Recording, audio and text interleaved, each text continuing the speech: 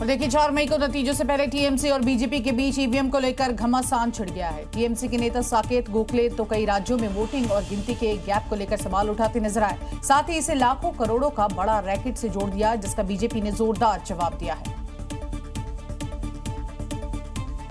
साकेत गोखले ने वोटिंग और काउंटिंग में देरी को एक बड़ा घोटाला बताया है।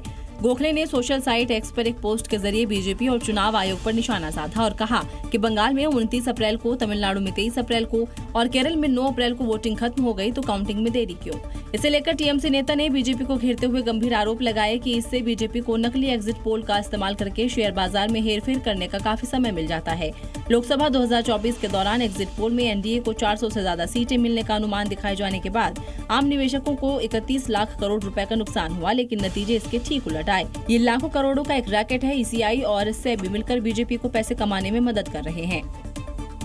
ईवीएम को लेकर उठे सवालों पर बीजेपी ने भी जोरदार पलटवार किया और इसे टीएमसी के हार की हताशा बताया। टीएमसी की तरफ से हार की डर की वजह से बार बार इस तरीके की जो एलिवा या लांछन जो भी बोली इलेक्शन कमीशन के ऊपर लगाने की कोशिश कर रही है, क्योंकि टीएमसी भी सोच समझ गई है कि आगे आने वाले जो रिजल्ट है वो रिजल्ट उनको निराश करेगी, हताश करेगी और बीजेपी की सरकार बनेगी। फिलहाल काउंटिंग के मद्देनजर हर जगह स्ट्रांग रूम की भी सुरक्षा बढ़ा दी गई है। वहीं चुनाव शुरू होने से पहले एसआईआर कराने को लेकर चुनाव आयोग से भिड़ती रही ममता बनर्जी के तेवर काउंटिंग को लेकर भी बिल्कुल बदले नहीं है। वो एक बार फिर से देखिए सुप्रीम कोर्ट पहुंच चुकी हैं और इसी के साथ साथ आयोग के काउंटिंग निर्देशों पर आपत्ति जताती हुई नजर आई, लेकिन सुप्रीम कोर्ट में उन्हें एक बार फिर से झटका लगा। कोर्ट ने किसी तरह के आदेश देने से साफ मना कर दिया है। दरअसल ममता बनर्जी ने काउंटिंग को लेकर चुनाव आयोग के मतगणना नियमों को चुनौती दी थी, क्योंकि चुनाव आयोग ने 4 मई को होने वाले काउंटिंग को लेकर सर्कुलर जारी किया था, जिसमें हर मतगणना केंद्रों पर हर टेबल पर कम से कम एक केंद्रीय कर्मी या पीएसयू कर्मी की मौजूदगी को अनिवार्य किया गया था, जिसके खिलाफ टीएमसी पहले कोलकाता हाईकोर्ट गई और इसके बाद सुप्रीम कोर्ट, और दोनों ही जगह से उन्हें झटका ही लगा। बीजेपी ने इस पर चुटकी ली। क्यों कल्याण बनर्जी को लॉयर एज ए लॉयर आप भेजते हैं?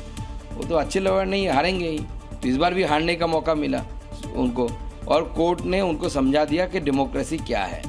तो टीएमसी के तेवर भी कोर्ट के फैसले के खिलाफ ठंडे पड़ गए हैं। सुप्रीम कोर्ट ने हमारी बात को मान्यता नहीं दी और इस ईसीआई और जो डायरेक्शन दी थी एम्प्लॉइज, सेंट्रल गवर्नमेंट एम्प्लॉइज रहेंगे, तो उसको दिया। ठीक है, देखते हैं अब काउंटिंग के दिन दीदी के तेवर कैसे रहते हैं।